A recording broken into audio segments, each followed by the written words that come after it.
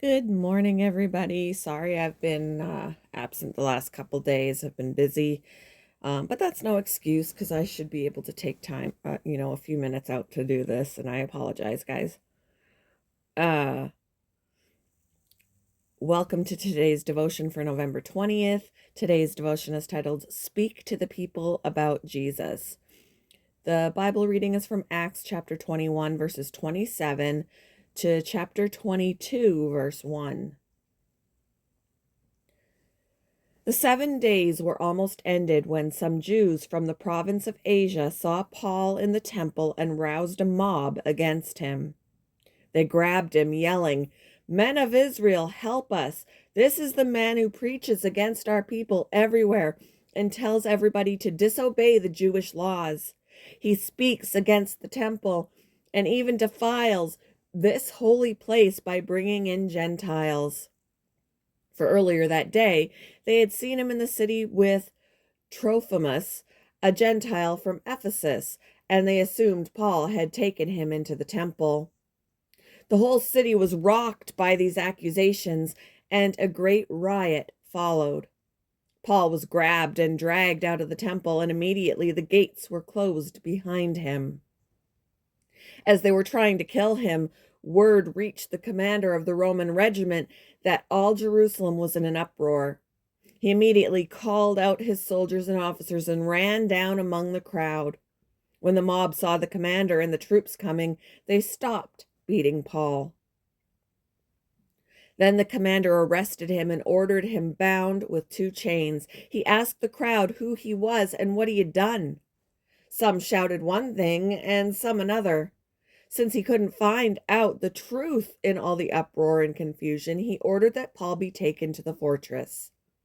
As Paul reached the stairs, the mob grew so violent the soldiers had to lift him to their shoulders to protect him.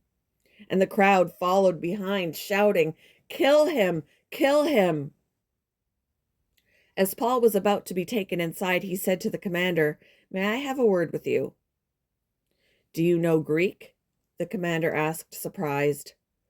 "Aren't you the Egyptian who led a rebellion some time ago and took 4,000 members of the assassins out into the desert?" "No," Paul replied.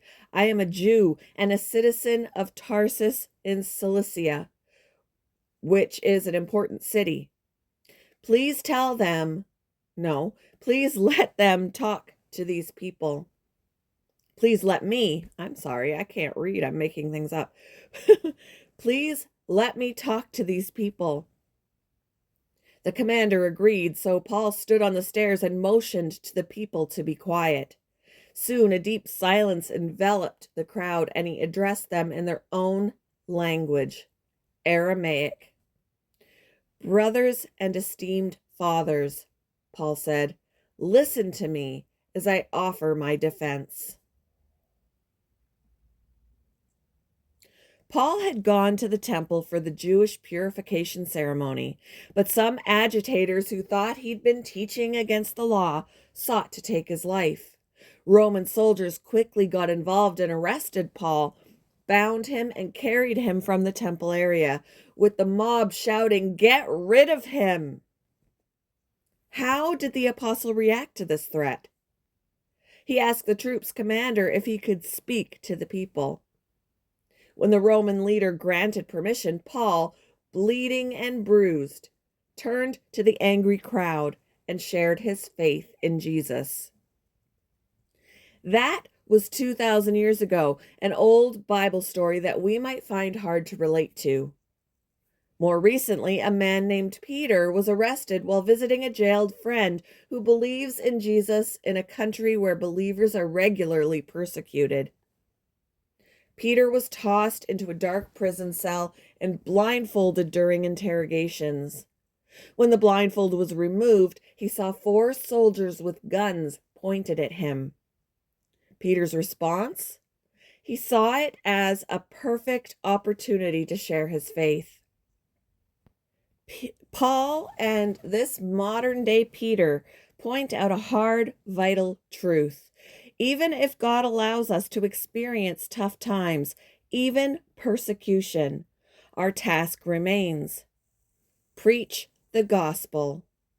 He will be with us and will give us the wisdom and power to share our faith. How have you or someone you know faced persecution for faith in Christ? How will you proclaim the gospel today? Thank you for joining me for today's devotion, and I hope you all have a wonderful day.